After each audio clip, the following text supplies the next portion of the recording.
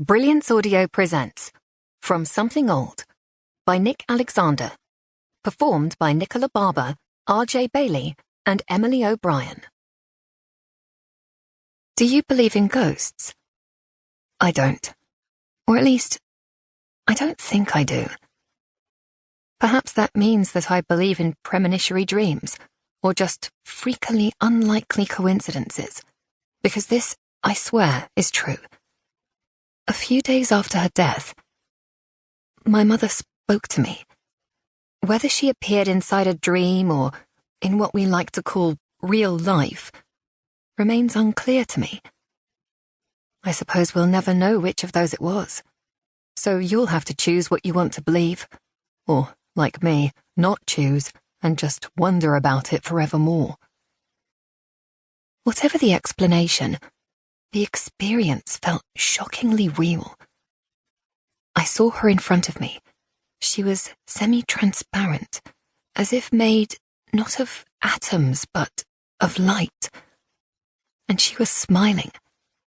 She walked towards me and paused before continuing until we were taking up the same physical space. I could sense her presence glowing and swelling within me as she expanded outwards into my fingers and toes.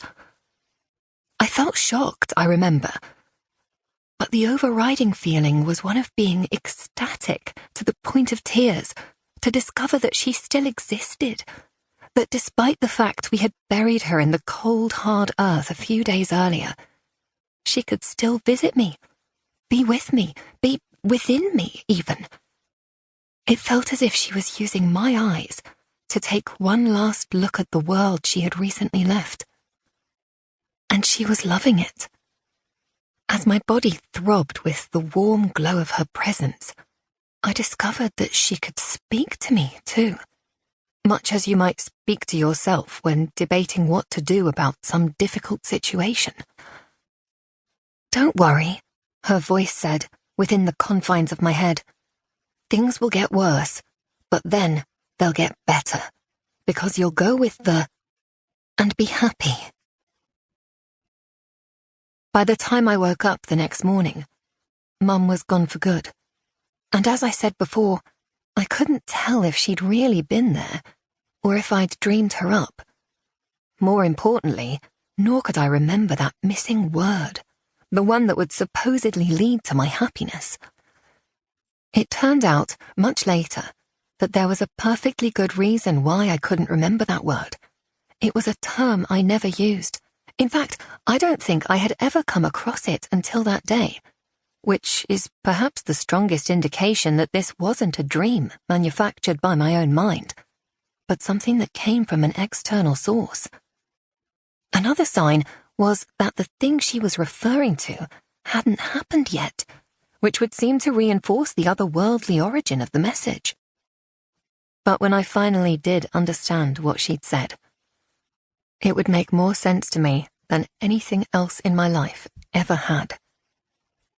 I tried many times to plug that gap, made hundreds of attempts at understanding Mum's message, but nothing that I could think of, go with the flow, for example, or go with your feelings, seemed to work. Go with the postman, go with grace, none of it made any sense. In fact, as time went by, Mum's message became more and more incomprehensible, because the final part of her revelation, the be happy bit, seemed to be getting not closer, but further away. But I'm getting ahead of myself, aren't I? Because for me to explain how complicated being happy was, I need to tell you the whole story. And to do that, I need to dig deep and admit that I wasn't always unhappy with my lot. In fact, for a while back there, I thought I'd struck lucky. I'll start my story then in 2009, the year I met Anthony. My mother was still in perfect health, or at any rate, we thought she was. The beginnings of her illness must have been present, I suppose, already pushing out roots and dropping deadly seeds that would float around her body before settling and pushing out roots of their own. But we certainly didn't know that back then.